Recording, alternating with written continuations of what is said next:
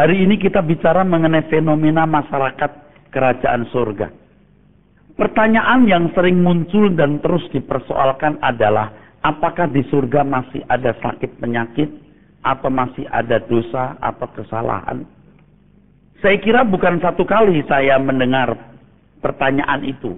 Masih ada pemberontakan tidak nanti di surga? Saya kira bukan satu kali saya mendengar pertanyaan ini, saudara. Untuk dapat menjawab masalah ini dengan tuntas, saudara, kita harus bisa membedakan antara Yerusalem baru dan bumi-bumi atau wilayah-wilayah yang luas tanpa batas dalam kerajaan Tuhan Yesus atau di dunia akan datang nanti. Ada Yerusalem baru dan wilayah-wilayah.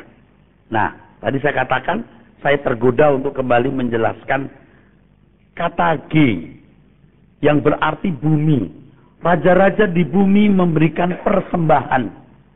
Itu. Datang ke Yerusalem. Kata raja-raja di bumi. Bumi di situ bukan bumi kita.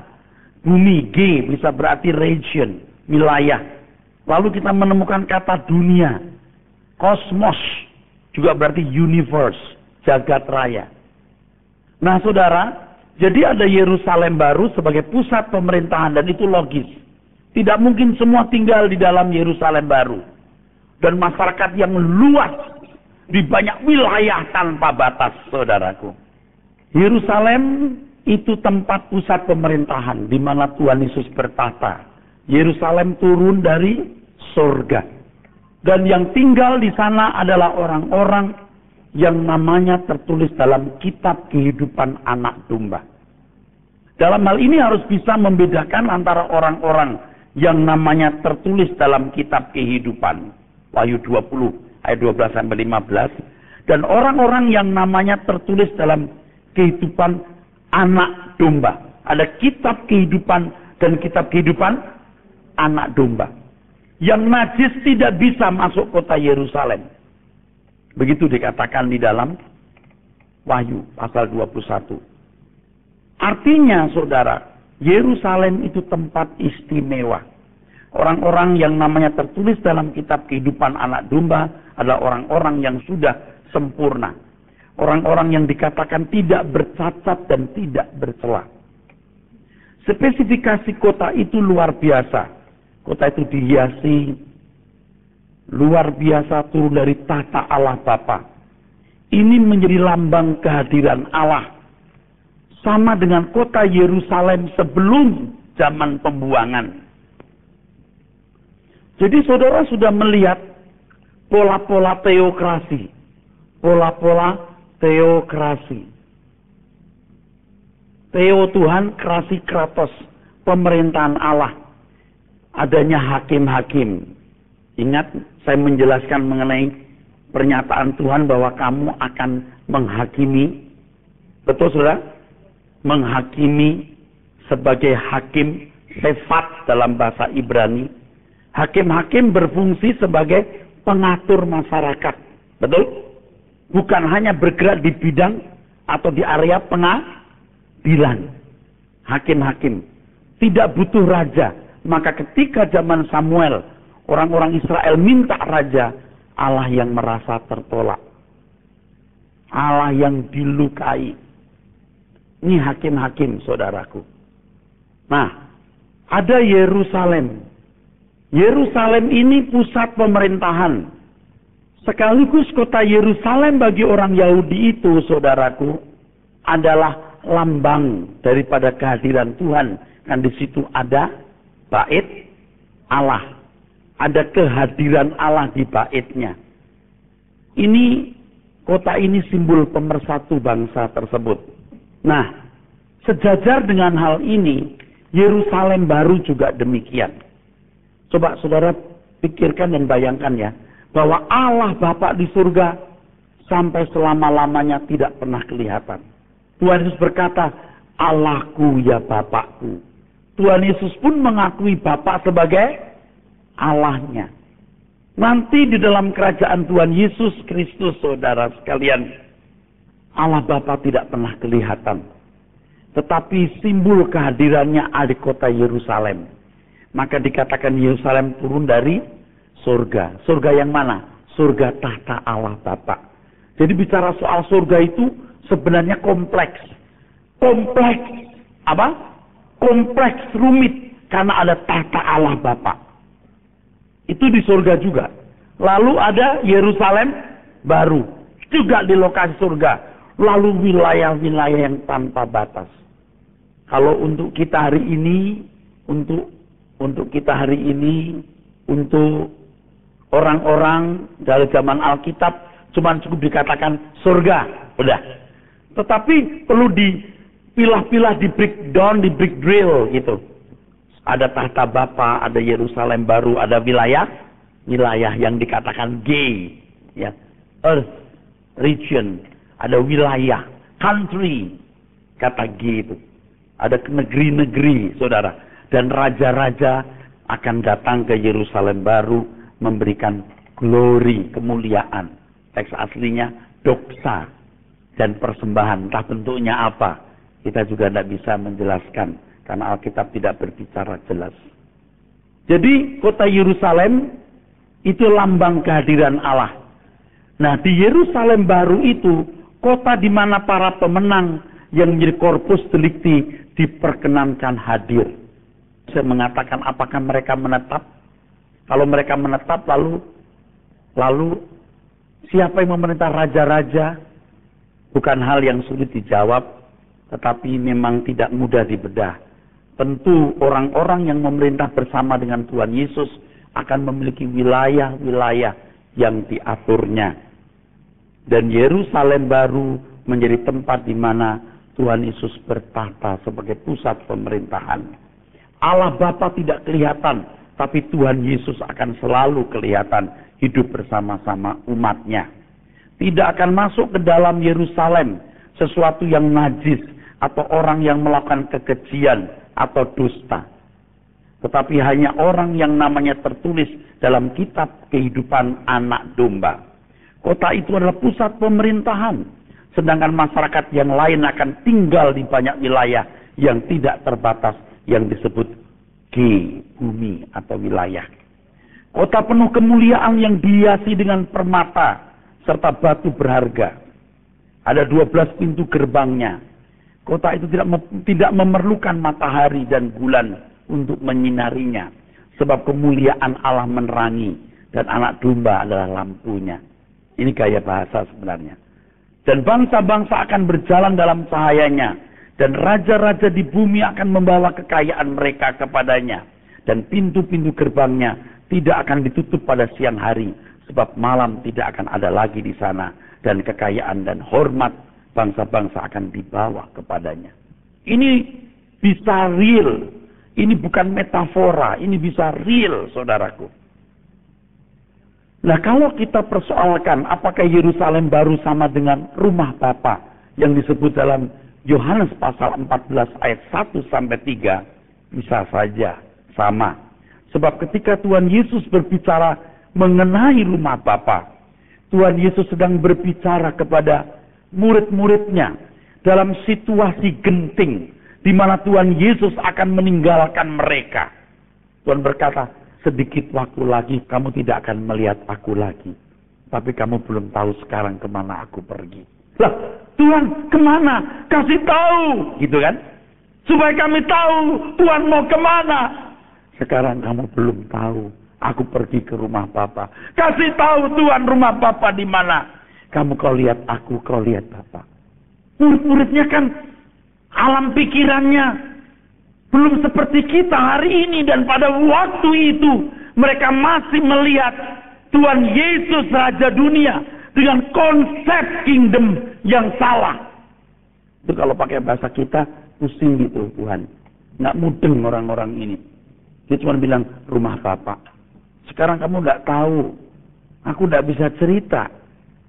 Ya saudara, tapi sekarang kita tahu bahwa Tuhan Yesus bukan Raja Dunia. Bukan raja duniawi. Ia punya kerajaan dan kerajaannya bukan dari dunia. Saudara. Jadi ketika Tuhan Yesus berbicara mengenai rumah Bapa, yang hendak ditekankan satu saja. Ada dunia lain yang lebih baik. Di mana Tuhan ada, mereka ada. Saya dengan menyampaikan khotbah soal surga, saya tertantang. Saya punya hutang besar yang harus saya bayar. Dan itu mahal harganya apa? Saya harus menjadi contoh. Contoh konkret. Bahwa apa yang saya katakan, saya kenakan.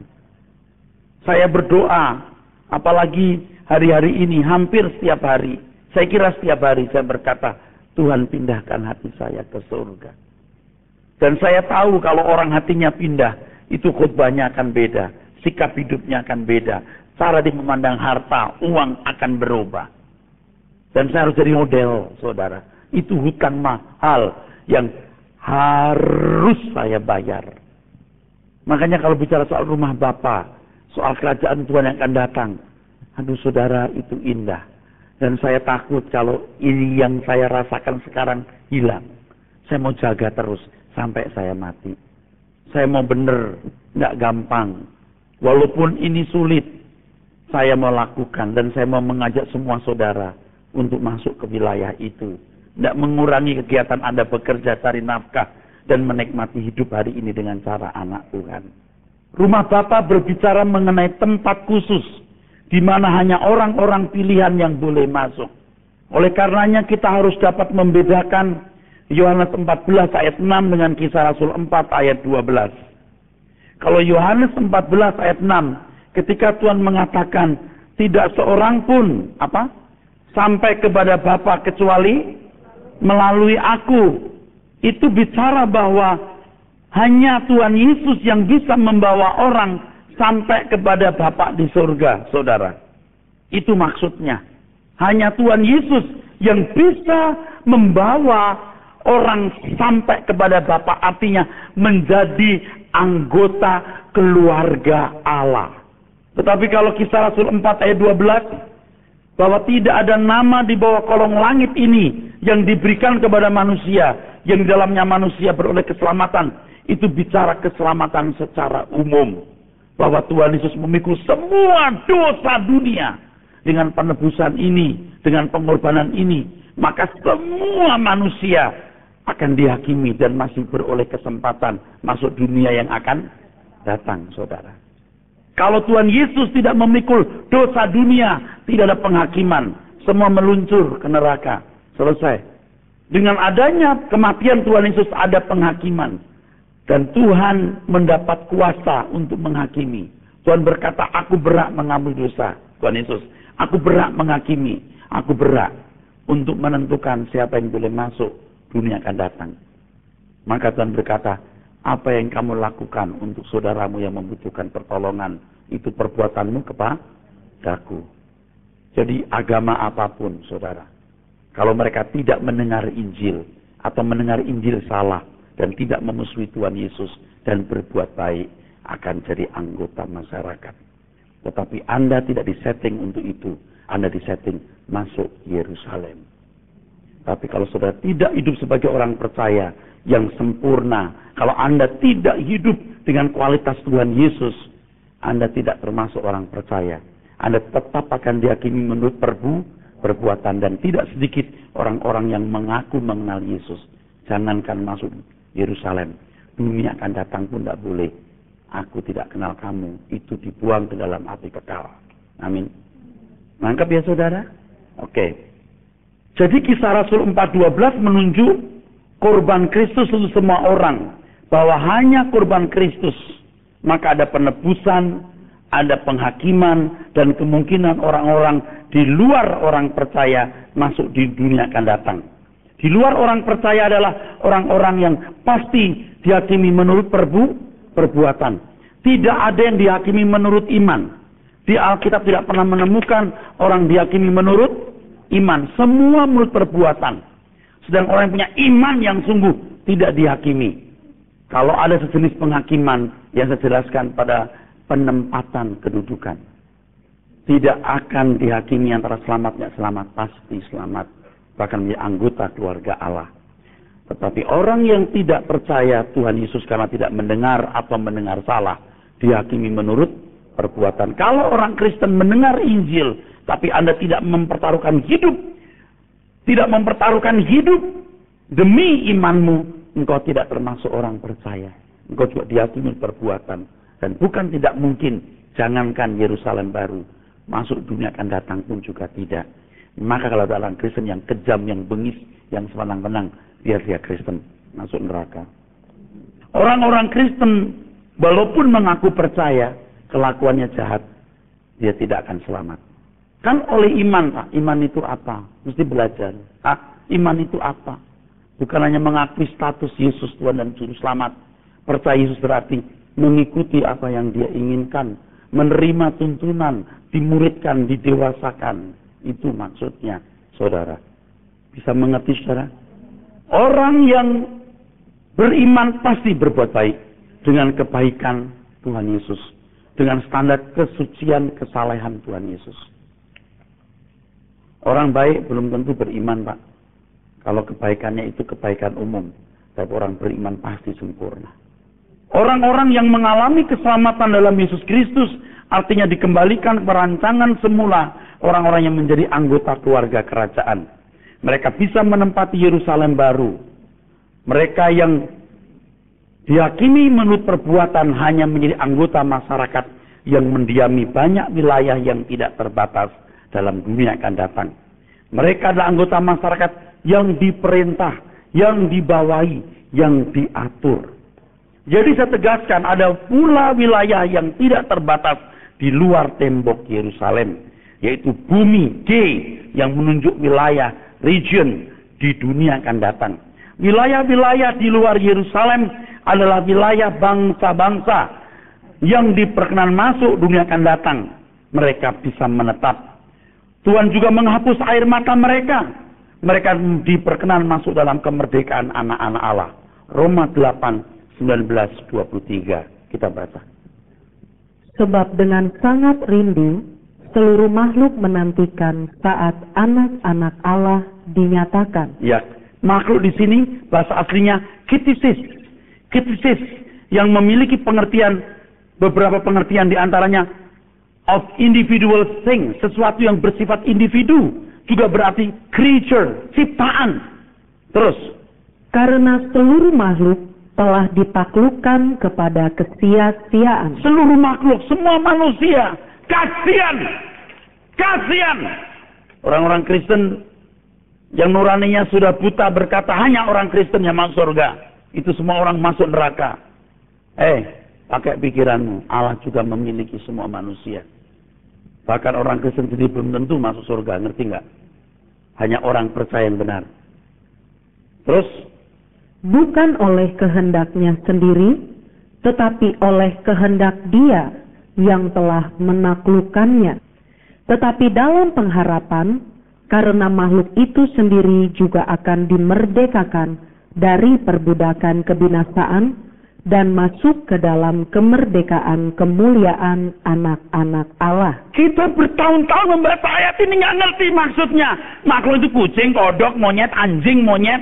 Oh, nggak mungkin. Nggak ada arti, nggak ada nilainya disebut di sini. Nggak perlu dihargai. Makhluk di sini adalah individu-individu. Sesuatu yang memiliki nilai individu. Betul. Ketisis. Sulit dikatakan makhluk ini adalah hewan. Ini pasti menunjuk, saudaraku, manusia. Kenapa? Kalau sudah memperhatikan Roma pasal 8 itu kan orang-orang yang dimuliakan bersama dengan Tuhan Yesus. Tuhan membuat perbandingan antara orang-orang yang dimuliakan begitu hebat dengan manusia lain yang tidak dimuliakan. Maka orang yang tidak dimuliakan digunakan kata ketisis. Sangat logik. Logik sekali. Bukan mau menang sendiri. Logik. Dulu juga sebenarnya saya sudah punya feeling, sudah curiga. Ini makhluk jangan-jangan bangsa-bangsa. Anda ngerti nggak? Kita punya nenek moyang orang baik-baik. Dari agama Buddha, Hindu, baik-baik. Saya sudah lihat banyak orang Jawa baik-baik. Yang rumahnya dikasih gentong, kasih air, orang lewat bisa minum. Kalau ada buah banyak ditaruh depan, orang lewat makan. Nggak kenal Tuhan Yesus. Apa mendengar salah? Yesus itu agamanya orang Londo. Masuk Kristen kamu dipantek. Dipantek gitu loh. Makanya namanya pantek Kosta. Kurang ajar nggak itu? Kalau Anda menginjili orang-orang baik ini, percaya Yesus, ya percaya saja. Tidak berani mentelak. Cuman, Ya nggak bolehlah mencela agama lain. Orang-orang baik. Salah nggak? Ya salah dia dengar Injil. Injil itu apa? Injil itu apa? Yesus Tuhan dan Juru Selamat. Itu baru judul. Kau aja belum tahu Injil. Ini loh yang mesti dibedah. Saudaraku sekalian. Kau aja belum tahu Injil, tahu? Misalnya saudaraku. Itu sepeda. Iya sepeda. Saya boleh naik. Oh nggak boleh. Dia mundur sendiri loh. Kalau kamu naikin 5 menit meledak loh. Bannya. Oh gitu. Enggak ada. Lalu orang datang. Ayo kenapa nggak naik sepeda? Nggak mau Bisa meleduk gitu banyak. Kata siapa? Kata orang. Dia bukan tidak mendengar. Dia mendengar salah. Paham? Mendengar salah sama dengan tidak mendengar. Bahkan lebih jahat. Paham saudara? Kecuali orang-orang Yahudi yang langsung ketemu Tuhan Yesus. Dia nolak. Tuhan berkata, kalau kamu nggak mendengar, kamu nggak bersalah. Tapi karena kamu berkata melihat, kekal dosamu. Makanya kalau sama orang Kristen pindah agama, no excuse. Kecuali balik lagi. You sudah dengar. Makanya Anda jadi orang itu baik. Pembantu nggak mungkin jadi orang Kristen. Jangan paksa juga masuk Kristen. Tapi Anda punya perbuatan baik. Sampai dia tidak melawan Yesus. Siapa yang tidak melawan kamu di pihak kamu, betul? Saya injili dengan cara saya. Nah, berbuat baiklah kamu. Yang penting itu berbuat baik, nak. Siapa tahu kamu masuk dunia akan datang. Itu ya Pak. Ya. Jangan jahat sama orang. Ini benar-benar. Kristen bukan beragama loh. Jalan hidup loh. You harus mencontoh Tuhan Yesus. Nah banyak orang setelah masuk Kristen jadi nggak karu-karuan. Orang beragama lain masuk Kristen. Apalagi tokoh agama lain masuk Kristen. Wah cepat diangkat-angkat suruh bersaksi. Terus dibawa ke rumah orang kaya suruh bersaksi. Kasih rumah bagus, naik mobil bagus. Oh nggak rata-rata, bukan rata-rata. Tidak sedikit rusak. Anda percaya? Saya sudah melihat buktinya. Tidak sedikit yang rusak. Dia pikir sudah pindah agama, jadi orang Kristen selamat. Kagak. Watakmu belum berubah. Makanya kalau ada orang berkata, Pak saya dari agama ini mau bersaksi. Boleh. Begitu. Entar lu menghina agama kamu, menghina nabi kamu di gereja saya. Tidak dewasa di negara yang macammu seperti ini. Enggak boleh. Aku tidak mau kamu ngomelin agamamu yang lama. Karena kita mau makhluk-makhluk lain juga diselamatkan, saudara. Amin. Pak kok teologianya kok lain? Lain apa? Nggak soal Alkitab. Ayat yang mana nih? Ayo mana? Nggak ada keselamatan di luar Yesus. Memang nggak ada. Saya mau bilang ada. Nggak ada. Yang mana ini? Kisah 4 ayat 12. Memang nggak ada. Karena korbannya semua dosa manusia dipikul. Maka Tuhan berhak menghakimi. Tuhan berhak membawa orang ke surga. Tuhan yang ngomong loh. Aku berhak menghakimi dan membangkitkan. Betul? Tapi di luar Kristus nggak ada keselamatan. Emang nggak ada. Keselamatan artinya apa dulu? Gue tanya nih. Dikembalikan merantangan semula. Betul. Nah orang mendengar Injil. Orang-orang Yahudi. Ayub bukan orang Yahudi, bukan orang Kristen. Selamat ya Ayub. Situs-situs kuno mengatakan orang Cina kuno dulu punya korban menyembah sangti. Itu pasti Nuh yang ngajarin. Karena Sem keturunan orang Mongoloid darah Cina berkulit kuning. Iya dong. Mereka yang berbuat baik pun juga diselamatkan. Tapi bukan dikembalikan ke rancangan semula. Keselamatan dengan kualitas yang berbeda. Kok you nggak rela sih? Saya nggak ngerti kalau orang Kristen nggak rela orang masuk dunia akan datang. Kalau bisa sebanyak-banyaknya orang masuk dunia akan datang.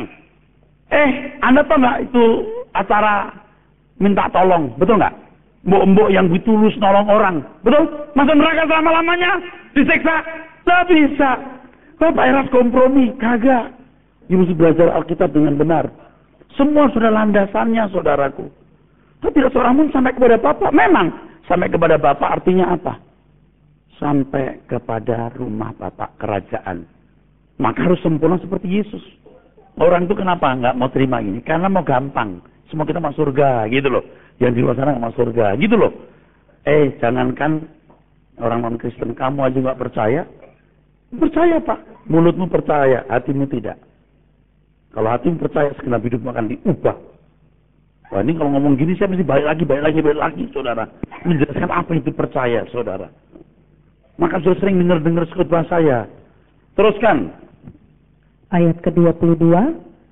Sebab kita tahu Ya. bahwa sampai sekarang segala makhluk sama-sama mengeluh dan Terus, sama-sama merasa sakit bersalin. kalau itu tsunami, kalau itu perang, ya Tuhan, oh ini anakku. Udah menderita di bumi lalu mati sengsara selama-lamanya. Nggak mungkin. Ngerti nggak saudara? Udah sengsara di dunia ini karena semua makhluk tunduk kepada kesia-siaan. Kasihan. Belum waktu perang, saudara, waktu perang. Ada orang-orang yang nggak bersalah ditembakin, ibunya kehilangan anak. Udah dengan anak itu menderita lalu mati masuk neraka selama-lamanya disiksa. Allah kita adalah seperti itu. Nanti lama-lama orang bilang Pak Eras universal loh teologianya. Ingat, yang tidak melawan kamu di pihak kamu. Ingat itu. Jangan main-main. Teruskan. 23. Dan bukan hanya mereka saja, tetapi kita yang telah menerima karunia sulung roh, Ya. kita juga mengeluh dalam hati kita, sambil menantikan pengangkatan sebagai anak, yaitu pembebasan tubuh kita. Pengangkatan sebagai anak, kalau mereka bukan. Cuman terus ikut kemerdekaan. Habis, hebat kan? Ya jelas saudaraku. Lalu mereka berkata, enak dong kalau begitu mendingan gua nggak percaya. Maksud kamu? Mendingan aja nggak jadi Kristen. Sekarang aja lu bukan Kristen. Kristen seperti Kristus tahu. Mendingan enak mereka dong nggak jadi Kristen juga selamat. Lu aja bukan Kristen hari ini, tahu nggak? Dengan kamu ngomong begini kamu bukan Kristen, tahu nggak? Kamu punya kesempatan jadi anggota keluarga Allah loh. Memerintah bersama Yesus. Enak dong mereka. Kalau enak, emangnya lu rugi apa gue tanya? Saya mau ngomong jujur ya, tidak sedikit orang Kristen atau banyak orang Kristen lebih jahat dari orang-orang Kristen. Ngerti nggak saudara? Saya melihat banyak orang-orang non-Kristen lebih baik, lebih jujur, lebih setia sama kita. Mengerti nggak saudara? Kadang-kadang pegawai bisa nangis waktu kita sakit. Saudara sendiri kagak Kristen, tahu nggak? Lu udah sakit begini, lu datang mau pinjem duit. Bukan nggak boleh. Lu gak ada kesetiaan. Pegawai dengar Pak Ella sakit, nangis. Lu datang, gue pinjem duit. Gue gak bisa ngerti deh. Itu dulu. Mudah-mudahan bertobat. Bisa gak ngerti tuh. Paham maksud saya saudara? Anda harus cerdas memahami hidup ini. Ayub itu bukan orang Kristen, juga bukan orang Yahudi. Imam Jitro memberikan korban bagi Allah. Bileam, nabi-nabi itu nggak jelas orang mana. Saya mau nanya 3 orang majus dari timur, kira-kira nanti ketemu di surga nggak sama kita? Ayo, ketemu nggak kira-kira? Saya mau nanya. Oh enggak, dia bukan orang Yesus, bukan orang Yahudi, bukan orang Kristen. Ayo, berani lu masuk neraka dia. Saya teruskan ya saudaraku sekalian. Masyarakat dunia yang akan datang adalah masyarakat yang belum sempurna. Jadi kemungkinan melakukan pelanggaran bukan suatu yang tidak mungkin. Tentu saja bukan pelanggaran seperti manusia berdosa di bumi kita hari ini. Itu pelanggaran karena dosa. Pelanggaran itu juga bukan karena dosa atau kejahatan yang membahayakan orang lain. Sebab yang masuk dunia akan datang orang yang tidak membahayakan. Yang telah menolong orang lain yang memiliki naluri mengasihi sesamanya. Kata amin. Tapi tetap bisa melakukan pelanggaran. Karena nggak sempurna. Dan ketidaksempurnaan itu bisa karena kebodohan. Bisa dibayangkan kalau ada orang yang hidup di zaman batu. Lalu begitu dibangkitkan, kumpul dengan orang yang beradab seperti kita. Apa nggak dididik dulu mereka? Jadi bukan tidak mungkin di dunia akan datang ada sekolah. Jadi menteri pendidikan. Nah ini kalau bilang sekolah Anda bingung ya, janganlah. Tapi ada pendidikan pasti. Seandainya Adam tidak jatuh dalam dosa, pikirkan ini. Kan semua nggak mati. Nggak ada yang mati kan? Semua berkembang terus kan? Bisa ikutin teknologi kan? Nggak usah di surga nanti dengan teknologi Allah yang pasti sempurna, saudaraku. Atau teknologi yang luar biasa. Menurut yang saya pahami, begitu kita sampai di surga, mungkin kemungkinan besar teknologi yang kita dapat teknologi yang terbaik yang bisa dicapai manusia di bumi. Tetapi teknologi yang terendah di dalam kerajaan Allah. Nggak mungkin dong kita udah tinggal di sofa, punya kamar mandi, bau wangi lalu zaman batu lagi. Jebret di taman. Ngerti nggak maksudnya? Nggak mungkin dong. Pasti ada adjustment penyesuaian-penyesuaian yang Tuhan pasti sempurnakan. Tapi yang ini tidak terlalu penting karena saya nggak bisa menjawab, saudara. Tapi bayangkan kalau orang pada zaman batu, lalu masuk dunia seperti itu. Bingung, nggak usah di surga, sekarang aja. Nggak usah orang zaman batu, zaman Gajah Mada, biar Gajah Mada. Terlalu jebret ditaruh di Jakarta, nggak usah ke New York, nggak usah sampai ke Shanghai. Taruh di jalan Tamrin, jebret, bingung nggak saudara? Coba kena arok ditaruh di Bandara Soekarno-Hatta, terus pesawat terbang, Nah Tuhan itu akan memerintah dengan gada besi, ingat gada besi? Walking stick, seperti gembala, tapi besi. Artinya apa? Pemerintahan yang keras tegas tapi tidak menyakitkan. Saya takut saudara itu tidak siap kalau surga tempat di mana perlu ada ketertiban. Karena selama ini sudah berdarah daging menyatu. Surga itu tempat yang orang cuma duduk-duduk santai, mewah-mewah, pesta pora, bener-bener nggak bermoral loh. Orang nggak bermoral tuh begitu. Tidur, makan, pesta, tidur, makan. Di triliun-triliun tahun begitu terus. Berani nggak? Bosan. Apa yang tidur, bangun, nyanyi, makan. Kayaknya Tuhan menciptakan manusia nggak begitu deh saudara. Amin. Paham ya saudara? Oke, saya teruskan, ini luar biasa. Ketidaktertiban tersebut bisa juga mengakibatkan berbagai masalah, termasuk sakit. Tentu sakitnya tidak sama dengan sakit manusia di bumi, sebab tidak akan ada laknat di dunia akan datang. Wahyu 22 ayat 2. Jadi ada satu klausul di situ bahwa ada orang sakit. Tapi tolong ya, sakitnya nggak sama dengan sakit orang yang berdosa di mana laknat di bumi ini. Ini kalau yang pikirannya bengkok lalu ngomong sama orang ini, pendeta harus gila loh, katanya surga ada sakit penyakit. Lu duduk di sini lu nggak boleh loba-loba loh kalimat saya loh. Pak Eras bilang loh di surga ada sakit penyakit. Surga mana dulu? Yerusalem baru? Saya percaya nggak ada loh. Itu orang-orang pilihan loh. Ini saya bicara soal masyarakat luas yang perlu ketertiban. Terus baca. Wahyu 22 ayat yang kedua. Ya. Di tengah-tengah jalan kota itu. Kota Yerusalem maksudnya. Yaitu di seberang menyeberang sungai itu. Ya. Ada pohon-pohon kehidupan yang berbuah 12 kali. Tiap-tiap bulan sekali. Dan daun pohon-pohon itu dipakai untuk menyembuhkan bangsa-bangsa. Saya tidak mengatakan apa-apa tentang pohon ini maksudnya apa. Tetapi yang jelas ada yang perlu disembuhkan. Kalau ada yang perlu disembuhkan berarti ada sakit. Tapi jangan disamakan dengan sakitnya di bumi ini. Paham saudara? Saudara mesti rela loh bahwa di wilayah-wilayah tanpa batas di mana orang-orang diberi kesempatan itu manusia-manusia yang perlu ditertibkan loh. Dan itu dinamikanya luar biasa loh. Tertantang untuk mengatur. Wah luar biasa. Saya teruskan. Kondisi dunia seperti itu, di mana masih ada masalah, menjadi kehidupan yang berdinamika. Jika tidak ada masalah, maka kehidupan menjadi monoton dan tentu saja kehidupan tersebut sangat membosankan. Kalau tidak ada masalah, tidak ada realitas tolong-menolong.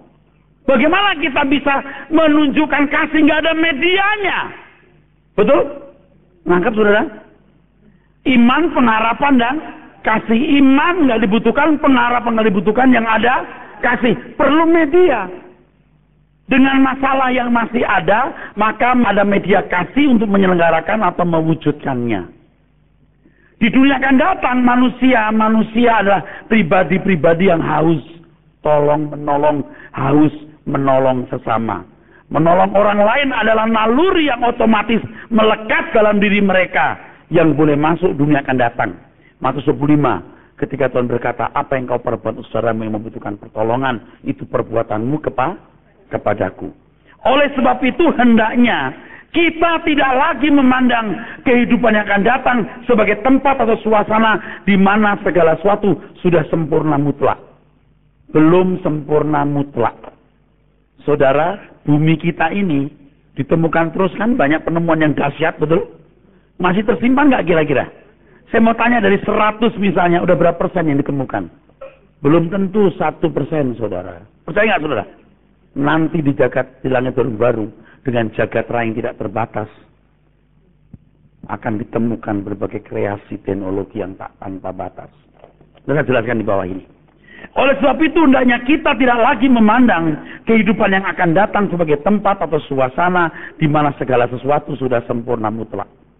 Ternyata bagi Allah bukan suatu yang bernilai aib kalau dunia yang akan datang masih perlu pengaturan dan penertiban. Sebagai perbandingan, saya mau katakan satu hal ya. Walaupun ini nggak sejajar, bahan pertimbangan saja. Boleh? Kenapa Allah menciptakan Lucifer yang bisa jatuh? Di surga loh. Betul? Halo? Nangkap maksudnya? Dah, direnungkan aja, dipertimbangkan. Justru disinilah pengabdian bagi Tuhan masih bisa diselenggarakan. Yaitu ketika anak-anak Allah mendapat tugas untuk mengambil bagian dalam pemerintahannya. Justru keadaan yang perlu pembenahan atau penertiban merupakan dunia yang memiliki dinamika yang menyenangkan.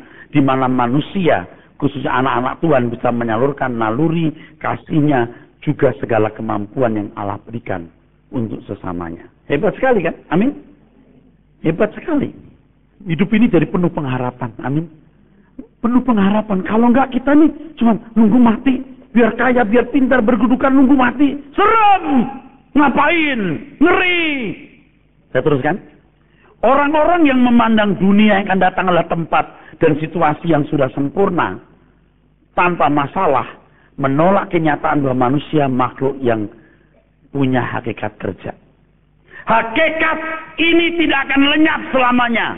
Justru di dunia yang akan datang, hakikat ini dapat diekspresikan dengan sempurna, yaitu ketika dosa tidak berkuasa lagi.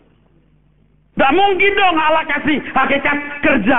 Man is a worker by nature. Hanya sesaat. Tidak mungkin, itu abadi.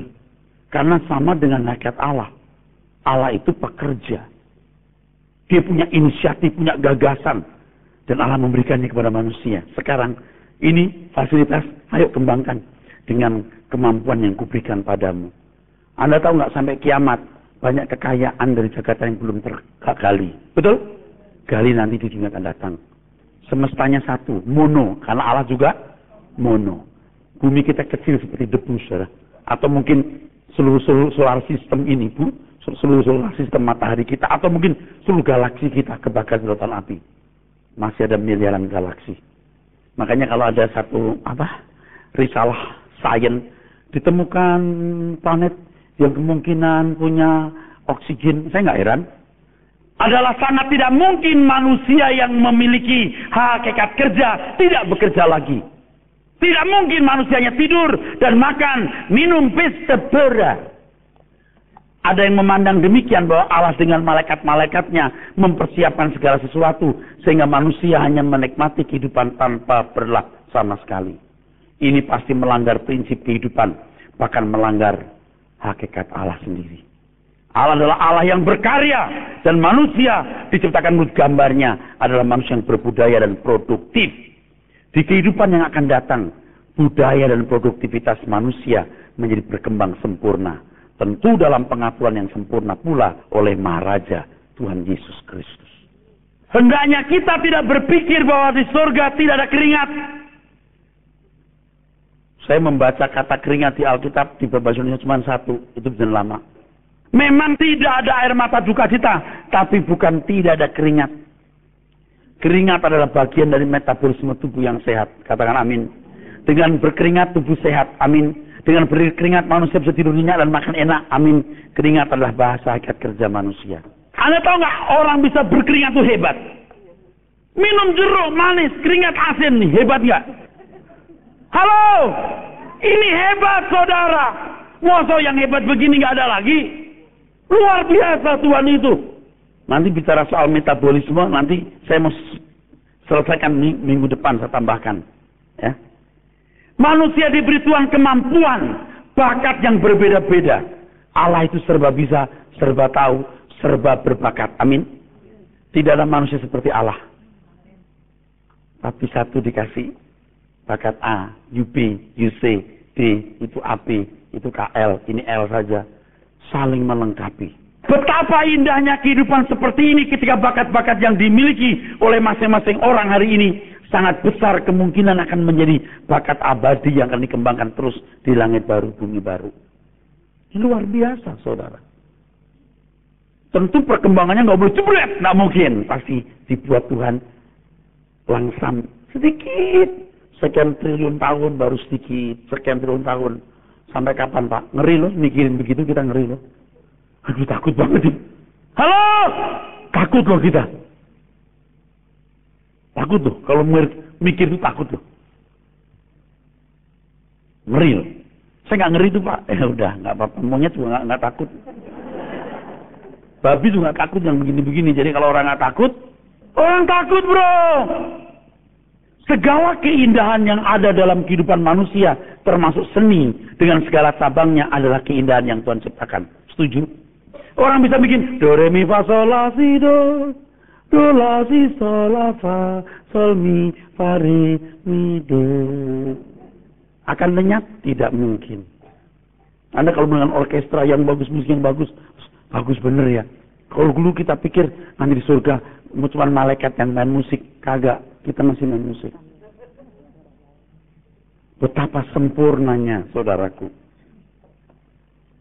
Seandainya manusia tidak jatuh dalam dosa, segala keindahan tersebut pasti juga dikembangkan tanpa batas untuk kebahagiaan manusia. Betul? Tapi di sini produk gagal, bumi akan dihancurkan.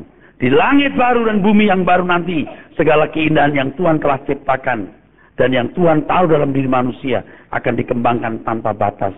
Keindahan seni menjadi sempurna sebab dikembangkan tanpa dosa. Jadi seni manusia itu Allah yang ciptakan, nggak mungkin nggak ada. Anda masih bersama saya? Allah tidak meng-create, tidak men-setting, tidak merencanakan manusia jatuh dalam dosa. Setuju?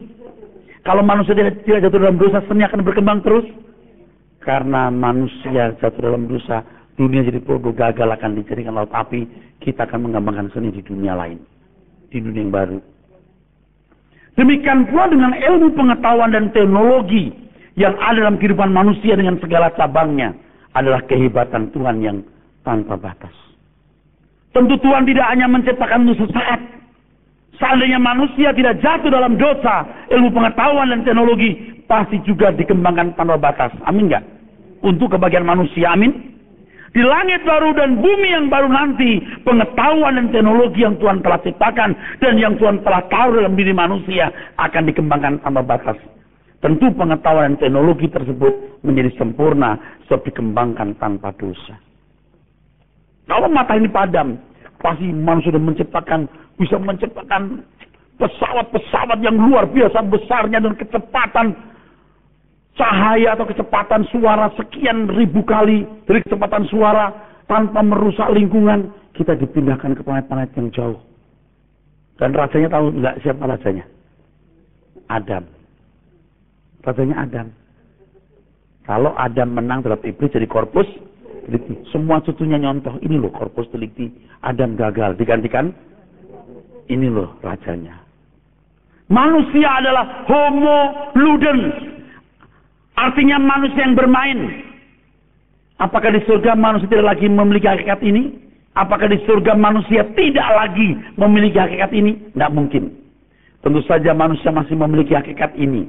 Ada banyak kreasi, permainan, hobi yang bisa dikembangkan tanpa batas untuk kesenangan hidup manusia. Ini belum estetikanya, belum keindahannya. Manusia senang dengan berbagai keindahan. Jangan berpikir manusia hanya terkungkung di setempat seperti asrama, lalu memuji menyembah Tuhan. Penjara itu. Manusia memiliki jelajah hidup yang lebih luas. Sampai planet-planet yang tidak terbatas. Keindahan bunga-bunga, gunung-gunung, sungai, pantai, air terjun, ngarai, dan lain sebagainya. Sebagai sarana rekreasi dalam keabadian.